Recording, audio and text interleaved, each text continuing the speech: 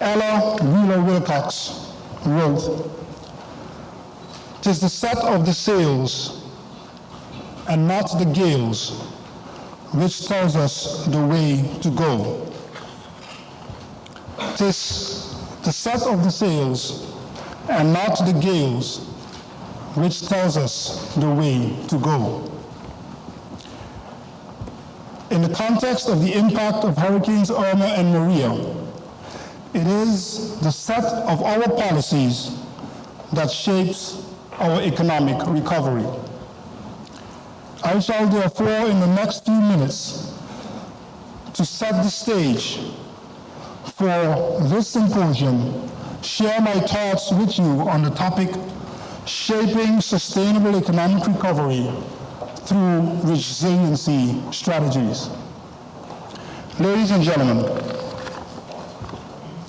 at the November 2017 CARICOM conference, organized with the support from the UNDP, it was estimated that recovery costs surpassed some $5 billion US.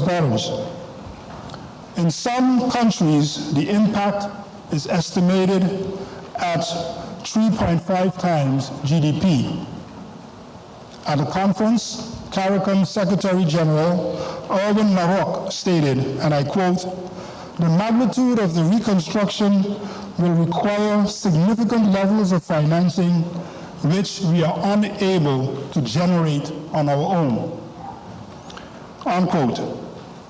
At the same conference, UN Secretary General Antonio Guterres stated, and I quote, "We need a new generation of infrastructure that is risk-informed to underpin resilient economies, communities, and livelihoods," unquote. According to the January 2019 IMF country report, Hurricanes Irma and Maria caused damages and losses on St. Martin of some $2.7 billion US. That is over 250% of our GDP. Damages which are still visible in critical public and private infrastructure such as schools, our airport, water storage facilities, and several hotels.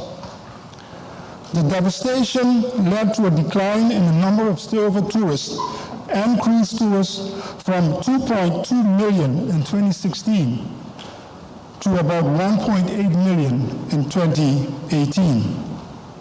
As a result, foreign exchange revenues dropped by $401 million US, or some 47% in 2018 compared to 2016. These developments resulted in an estimated cumulated contraction in our economy of over 13% between 2017 and 2018. These losses in turn resulted in an average loss in individual annual income of some $2,500 US, as reflected in the estimated drop in per capita income. The fiscal position deteriorated as a result of these developments, with a budget deficit of some $40 million US in 2017 and some $50 million in 2018. Faced with this economic reality and recognizing that the next hurricane or shock can hit at any time, the community of St. Martin has been preoccupied with the challenge of how to recover the socio-economic losses and avoid or limit future damages and losses in the event of a next hurricane or some other external shock.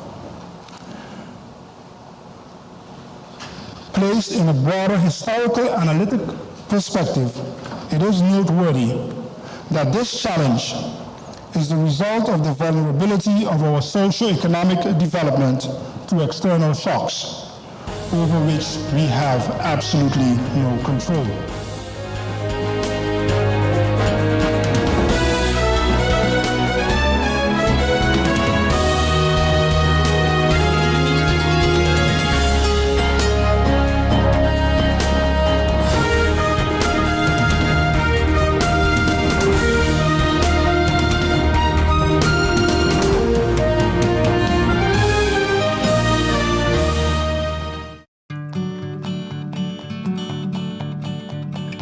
It's been said that behind every door, possibility awaits.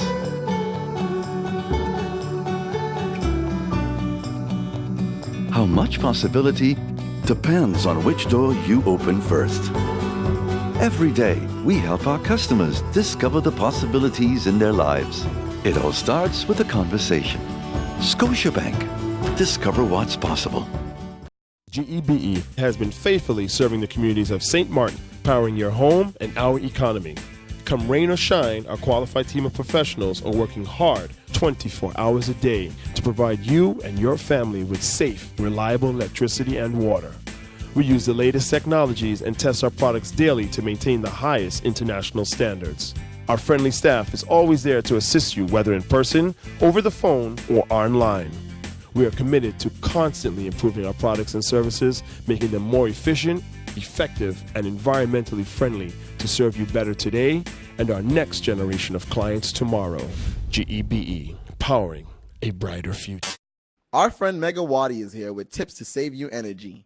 1. Turn your airco temperature up. 2. Use a ceiling fan instead. 3. Buy energy-saving products. Save some green with NVGEBE.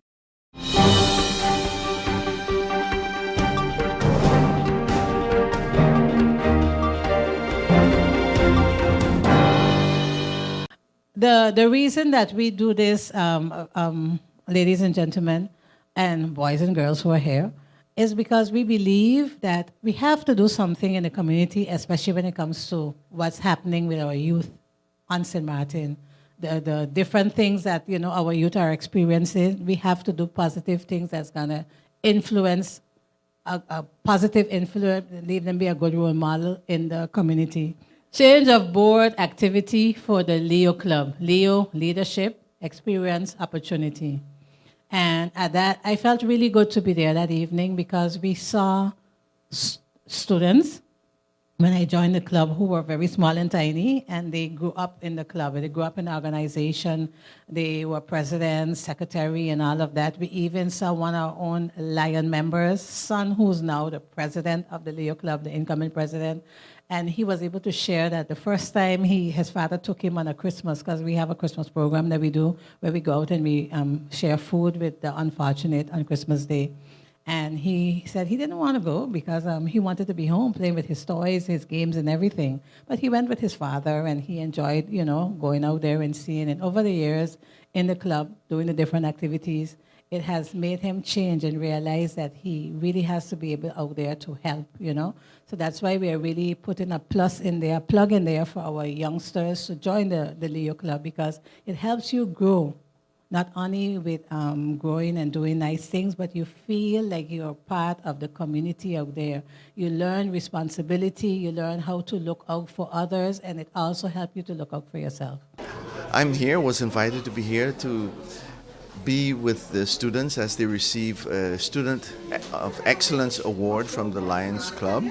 And this is an award that the Lions present to students who have excelled not only academically, but they get recommendations from their school as to their behavior, their character, their personality. And they have selected 4 students this year, 2 who will be going to a camp here on St. Martin, and 2 who will be attending a camp in Canada. And I think it's an excellent opportunity for students to be able to interact with their peers, but also with adults, be able to give back, be able to communicate well, be able to serve.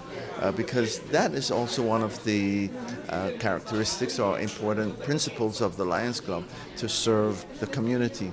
And it will build their character, it will change their lives, will mold their lives into youngsters and later on people who will be able to contribute positively to the development of our community. So I commend the Lions Club, I congratulate the students, and I believe that at the end of this experience we will have 4 students, those who have been selected, to have had an experience that will change their lives for the better. So the Student Excellence Award is an opportunity for the schools to present students who have excelled in school, not only academically, but in socially as well and in the community. So this year we have 4 students who were selected as winners of the Student Excellence Award. 2 of the students will be attending a summer camp in Toronto, Canada, and 2 students will be staying on St. Martin and joining the ASA No Kidding for Kids Foundation summer camp here on the island.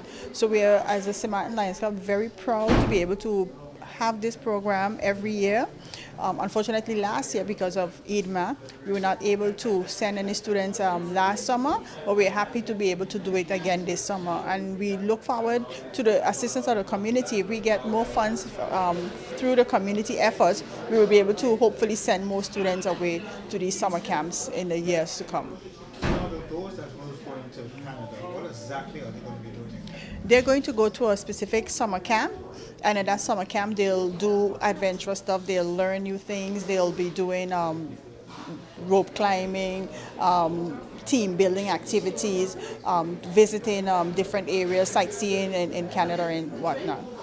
Yes. So who is funding this? Is the Lions is funding this directly?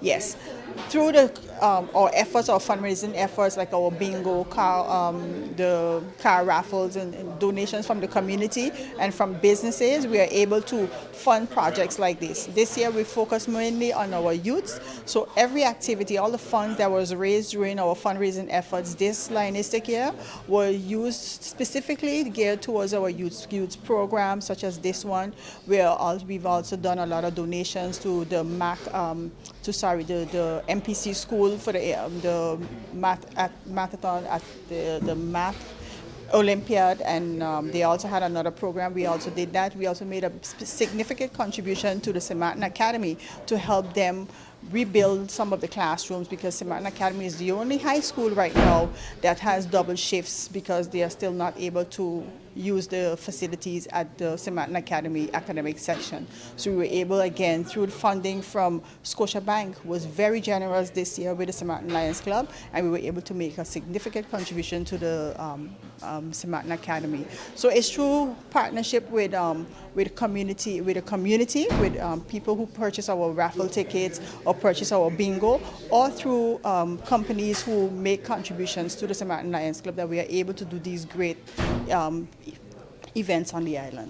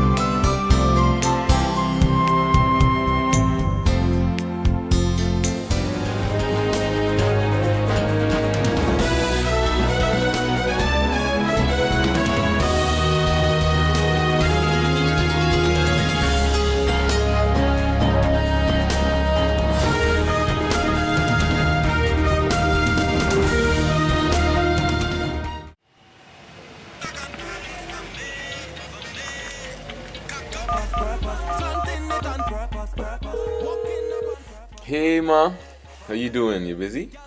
I hear, just paying some bills, taking care of business, you know what it is?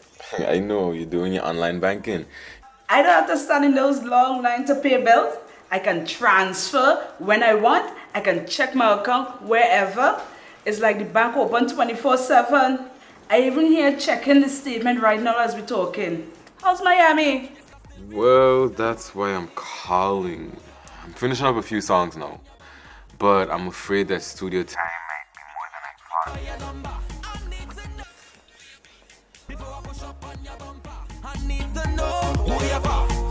thought. And I was wondering if I could get some help with some funds, and I could pay you back as soon as I get back to St. Martin.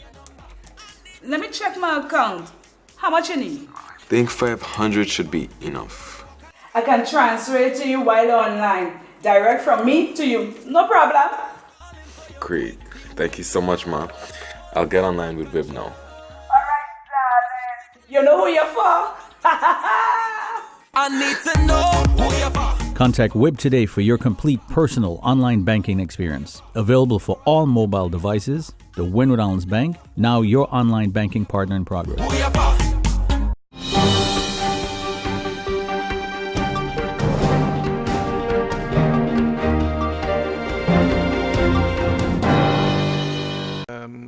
There was the FCCA, or the Cruise Line Association meeting here in St. Martin. And the Council of Ministers was invited for a meeting with representatives from the FCCA and from the cruise line, so its members as well. It was a nice opportunity actually for me to catch up with some old friends. A lot of the people, I know them from my previous career in hospitality. But it was also a great opportunity for me to speak to them about my topics that relate to the Ministry of Health, Labor, and Social Development. So there was two topics that we touched on. So number one is from a medical perspective. The cruise lines have staff, they have employees on their ships, and very often they need medical services. And so as we look at expanding the range of services, the depth and breadth of what we offer here in St. Martin, it also provides them an opportunity for their staff to get tests and treatments and diagnosis for their crew members. And so that's something that they're interested in talking about as we evolve our healthcare sector here. The second topic we talked about was the possibility for employment on the cruise lines. There's been some previous discussions about opportunities for residents from St. Martin to work in the cruise line industry, and discussed what some of the barriers are, but also what are the opportunities. You know, there's an opportunity, obviously, to see the world. The cruise lines obviously travel; they go from different sectors of the world, so it's a great way to see the world. It's also a great way to gain valuable work experience. The fact is that the customer satisfaction in general in the cruise industry is very high. The level of training, their standards, I think, are well established, and so it's an opportunity for people from St. Martin to gain that work experience. And the other opportunity is, because you live on board the cruise ships, you're provided housing, you're provided food, you're provided all of your necessities. Actually, the money that you earn, you have the opportunity to save that money for the future. So I think there's an interesting opportunity for some of our people to participate there. But in our discussions, one of the requirements is that there needs to be an adjustment to what they refer to as our seafarers legislation, which basically regulates the hiring and job placement of our local people in foreign flagged vessels. And so we're looking jointly. They've sent us some legislation in terms of how this has been done in other countries. And so we're looking at our legislative process to see what would be involved in terms of making those changes. The second topic I'd like to touch on, and as a matter of fact, one of our members of the media asked, why is the Minister of Health going on a tour of hospitality of hotels? So I went last week, again with Council of Ministers, those who could attend, to a tour organized by the general contractors of the Diamond and Flamingo resorts. And so we went, those who could attend from the Council of Ministers, but of course I go with my perspective of the Ministry of VSA. So the tour was organized by the general contractor, or BWIGS, and for those of you recall that they've received a number of permits through our incidental work permit program, right? Because they have a lot of work and they didn't have sufficient amount of labor. And again, this goes back to what we've done as a ministry to try and facilitate the reconstruction process. So this was an opportunity for me to see actually what were the living conditions. Remember, as the incidental permit, one of the requirements is that they need to provide housing for the workers so that they don't displace locals from housing or drive up the rental prices. So it was interesting to see how they've arranged their housing accommodations to make sure that they're clean and hygienic, of course, and their work conditions, etc. So it was an opportunity for me to see in practice how it's been working, and it seems to be working well for them.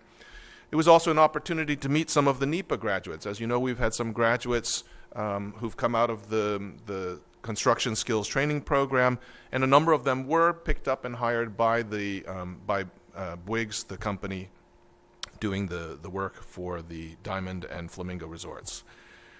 It was interesting. You know, I do have a bit of a interest in construction as well, so it was interesting to see their construction techniques, that indeed they are very concerned about building back better. They want to make sure that the structure is stronger, and so it was interesting to see their choices in the framing for the windows, the wall construction, the choices for windows and doors. You know, they certainly are paying a lot of attention to the details in terms of making sure that there's less opportunities for water damage and, of course, windstorm damages as well. And also they're looking at, so the general manager was there as well. It was interesting to see they're also taking into account, you know, operational efficiencies in the future. How do we make sure that our energy costs are reduced? And so they're taking the opportunity to do those things in their reconstruction process as well. I, of course, clarified, as I've said here in this press briefings a number of times, the reconstruction of the physical buildings, of course, is an important part of the reconstruction process. The sooner that the hotels or timeshare properties come back on operation, the sooner that our people can return back to their regular full-time employment in the hospitality sector. But I also stress that local participation is critical. In other words, if our local economy doesn't participate in that reconstruction process, it isn't, in my opinion, a true reconstruction process. And so it was an opportunity to stress to the general contractor that either directly or indirectly, that the more local involvement is better for the community. And this is our perspective. As long as they are good corporate citizens and they're trying their best to involve local participation, they will find government and certainly the Ministry of VSA to be a very willing and cooperative and facilitating partner. And in response, actually, they mentioned that a few weeks ago they went through a compliance check through all of their staff as well as with their subcontractors to ensure that their staff were compliant. And those that were not were asked not to participate in the project. So I'm very happy to hear that the wishes of the ministry, the goals of the government to ensure that the businesses that are performing are compliant, making sure that people are properly documented, paying their taxes and paying their social premiums. Again, that's all a critical part of our reconstruction process.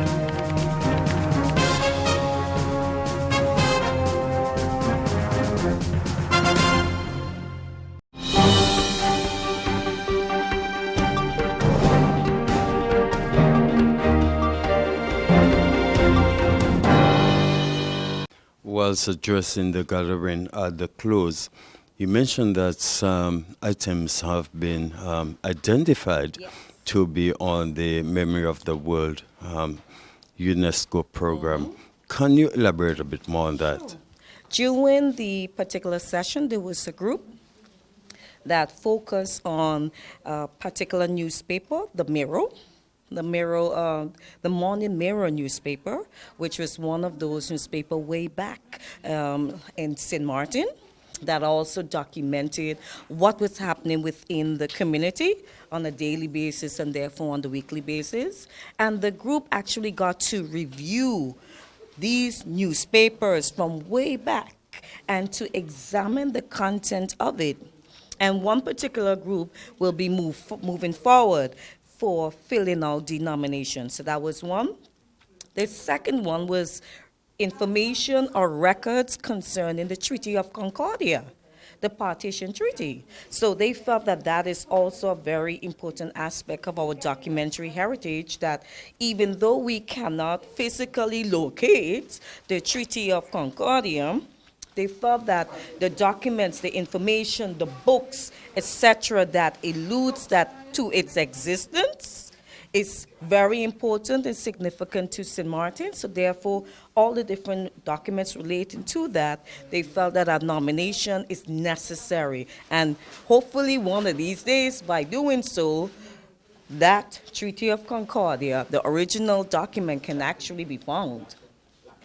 The third thing that was also examined by the group, there is this selection, a whole compilation of cassette tapes that the library has from different significant, let's say, our knowledge barriers of our community. Different persons were actually recorded, like the Emilio Wilson and other persons were recorded, and they have over 100 and something cassette tapes with these individuals, where they are talking about different aspects of St. Martin back in the days and different things, different topics that are relevant now. So that group decided that these cassette recordings are significant to St. Martin and should be part of our Memory of the World National Register. So those are three of the various, let's say, documents that they peruse,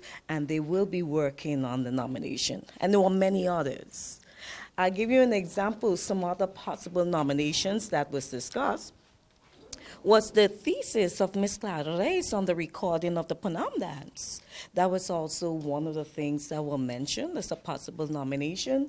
And then there were many old maps of the way St. Martin was back then, that we had the opportunity to go and visit the cadastre office during the field excursion today on Tuesday, June 18. We got to go there and we saw these maps, and we're like, these two are part of our documentary heritage, and they need to be on our national register so that we can ensure that they are preserved and that information is available for future generations, etc.